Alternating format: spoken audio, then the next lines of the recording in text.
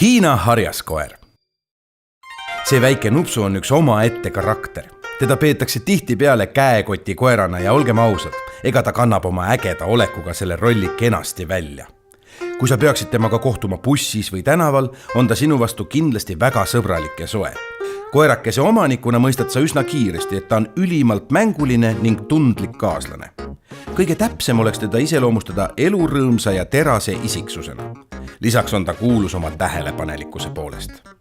Karvutu tõug vajab meie kliimas külmal perioodil kehakatet. Ka ei sobi ta õue koeraks, mis tähendab, et tema pesake peaks kahtlemata olema toas. Tema kasuka eest hoolitsemine võtab omajagu aega. Kusjuures pole vahet, kas tegu on karvase variandi ehk puudritupsuga või siis karvutu koeraga.